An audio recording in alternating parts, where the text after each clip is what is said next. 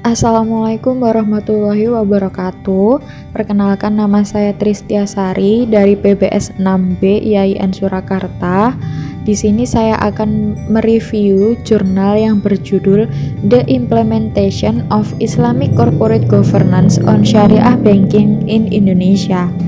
Jurnal yang saya review ini ditulis oleh Novarini dan diterbitkan oleh The International Journal of Applied Business di tahun 2018. Yang menjadi latar belakang kenapa penulis melakukan penelitian ini yaitu di tahun 2001 sebuah lembaga keuangan di Turki mengalami kebangkrutan. Lembaga keuangan tersebut adalah Ihlas Finance House. Penyebab kebangkrutan lembaga keuangan tersebut menurut para pakar ekonomi keuangan syariah adalah sebagai akibat dari kelemahan mekanisme internal dan eksternal tata kelola perusahaan, sehingga isu-isu mengenai kelemahan tata kelola perusahaan pada industri keuangan Islam menjadi perhatian para pakar ekonomi dan keuangan Islam untuk memberikan solusi. Pada penelitian Asrori menunjukkan bahwa perbankan syariah di 16 negara termasuk Indonesia memiliki kelemahan dalam mekanisme internal tata kelola perusahaan, utamanya adalah kompetensi Dewan Pengawas Syariah. Kelemahan kedua yaitu pemenuhan kebutuhan syariah dalam kegiatan operasional dan usahanya. Perbankan syariah di 16 negara termasuk Indonesia juga memiliki kelemahan mekanisme eksternal terkait dengan regulasi pelaksanaan Good Corporate Governance bank syariah yang tidak dapat ditegakkan secara efektif dan diimplementasikan secara islami. Implementasi Islamic Corporate Governance di Indonesia diakomodasi dalam Regulasi Undang-Undang Republik Indonesia Nomor 21 Tahun 2008 tentang Perbankan Syariah. Memenuhi amanah undang-undang tersebut, Bank Indonesia pada tanggal 29 Desember 2009 telah menerbitkan Peraturan Bank Indonesia Nomor 11 tentang pelaksanaan Good Corporate Governance bagi Bank Umum Syariah dan Unit Usaha Syariah dan berlaku secara efektif per tanggal 1 Januari 2010. Implementasi ICG dalam PBI Nomor 11 tentang pelaksanaan CGC bagi Bank Umum Syariah dan Unit Usaha Syariah dituangkan melalui pelaksanaan tugas dan tanggung jawab organ tata kelola Dewan Pengawas Syariah sebagai Dewan Penasehat dan Pengawas Syariah, mengatur pemenuhan prinsip syariah dalam penghimpunan dan penyaluran dana, serta pelayanan jasa perbankan. Maka tujuan penulis melakukan penelitian ini adalah untuk mengetahui bagaimana pelaksanaan Islamic Corporate Governance di perbankan syariah. Metode yang digunakan dalam penulisan jurnal ini adalah studi literatur. Artikel ini menganalisa literatur dan hasil penelitian sebelumnya berkaitan dengan Islamic Corporate Governance dan perbankan syariah. Yang selanjutnya adalah teori yang digunakan oleh penulis. Yang pertama, Syariah Enterprise Theory. Pada prinsipnya, Syariah Enterprise Theory menurut Triyono adalah memberikan bentuk pertanggungjawaban utamanya kepada Allah Subhanahu wa Ta'ala, yang kemudian dijabarkan lagi pada bentuk pertanggungjawaban pada umat manusia dan lingkungan alam.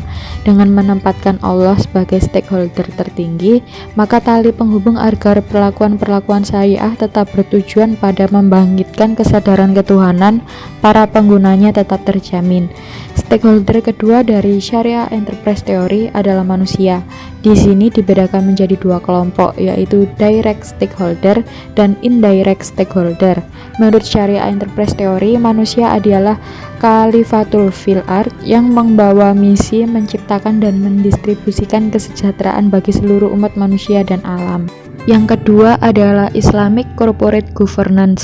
Islamic Governance merupakan penggabungan dari dua konsep, yaitu konsep Good Corporate Governance dan Syariah Compliance.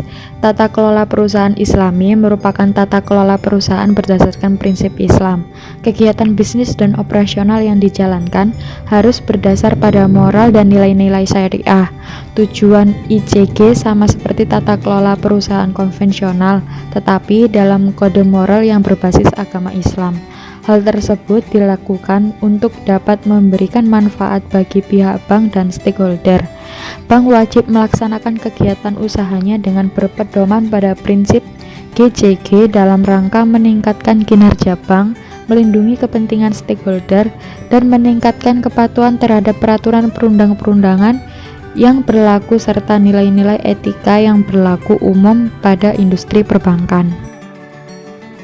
Yang selanjutnya adalah pembahasan dari jurnal ini adalah dari penelitian terdahulu yang telah dilakukan oleh Asrori di tahun 2014, di mana Asrori melakukan penelitian dengan judul Implementasi Islamic Corporate Governance dan Implikasinya Terhadap Kinerja Bank Syariah. Penelitian Asrori melihat pelaksanaan Islamic Corporate Governance pada 9 bank umum syariah dan unit usaha syariah, karena 9 bank umum syariah dan 2 unit usaha syariah tersebut sudah beroperasi sejak tahun 2010, ketika Islamic Corporate Governance mulai diakomodasi dalam peraturan Bank Indonesia. Hasil penelitian Asrori menunjukkan bahwa implementasi Islamic Corporate Governance, pelaksanaan kepatuhan syariah berpengaruh positif terhadap kinerja perusahaan perbankan syariah yang diukur berdasarkan rasio kesesuaian syariah, pembiayaan bagi hasil, pendapatan Islami dan zakat secara signifikan diterima. Hasil penelitian Asrori ini memberikan dukungan empiris kepatuhan syariah dalam penghimpunan dana dan penyaluran dana serta pelayanan jasa perbankan. Sangat penting peningkatan kinerja Islami perusahaan perbankan syariah. Hasil penelitian ini sejalan dengan pernyataan IFSB di tahun 2009 bahwa kepatuhan syariah merupakan inti dari integritas dan kredibilitas lembaga keuangan Islam Bank Syariah. Dan pemikiran Grace dan Pallegri di tahun 2009 bahwa kepatuhan syariah merupakan nilai-nilai Islami yang sangat penting untuk meningkatkan kinerja perusahaan perbankan syariah. Akan tetapi, implementasi Islamic Corporate Governance, pelaksanaan tugas dan tanggung jawab DPS sebagai Dewan Penasehat dan Pengawas Syariah, dan kepatuhan syariah dalam penghimpunan dana dan penyaluran dana serta pelayanan jasa perbankan tidak berpengaruh positif terhadap kinerja konvensional perusahaan perbankan syariah yang diukur berdasarkan indikator profitability dengan rasio-rasio keuangan, return on asset, return on equity, dan profit margin. Pengoperasionalan bank syariah tidak terlepas dari tuntutan pelaksanaan Good Corporate Governance dan berdasarkan prinsip-prinsip syariah yang disebut sebagai Islamic Corporate Governance. Penerapan tata kelola perusahaan berdasarkan prinsip-prinsip Islam memberikan indikasi kepada masyarakat bahwa lembaga syariah, terutama bank, terhindar dari praktek kecurangan. Self-assessment Good Corporate Governance merupakan salah satu wujud komitmen Good Corporate Governance yang dilakukan secara berkala dan mengacu pada parameter yang dikeluarkan oleh Bank Indonesia. Self-assessment digunakan sebagai paradigma untuk mengukur atau menilai kesehatan perbankan syariah. Terdapat 11 indikator atau komponen penilaian Good Corporate Governance pada self-assessment. Indikator-indikator tersebut adalah pelaksanaan tugas dan tanggung jawab Dewan Komisaris, pelaksanaan tugas dan tanggung jawab direksi, kelengkapan dan pelaksanaan tugas komite, pelaksanaan tugas dan tanggung jawab Dewan Pengawas Syariah, penghimpunan dan penyaluran dana serta pelayanan jasa, penanganan benturan kepentingan, penerapan fungsi kepatuhan bank, penerapan fungsi audit intern, penerapan fungsi audit ekstern, batasan maksimum penyaluran dana, dan transparansi kondisi keuangan dan non-keuangan, laporan pelaksanaan GCG serta pelaporan internal.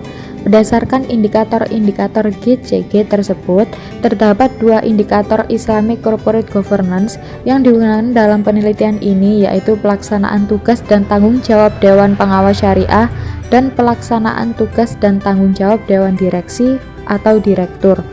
Dewan Pengawas Syariah merupakan pihak terafiliasi untuk menjamin terlaksananya prinsip syariah dan melaksanakan aktivitas perbankan syariah. Gambaran mengenai implementasi Islamic Corporate Governance khususnya pada perbankan syariah menunjukkan bahwa lembaga keuangan bank syariah khususnya di Indonesia belum secara penuh melaksanakan Islamic Corporate Governance.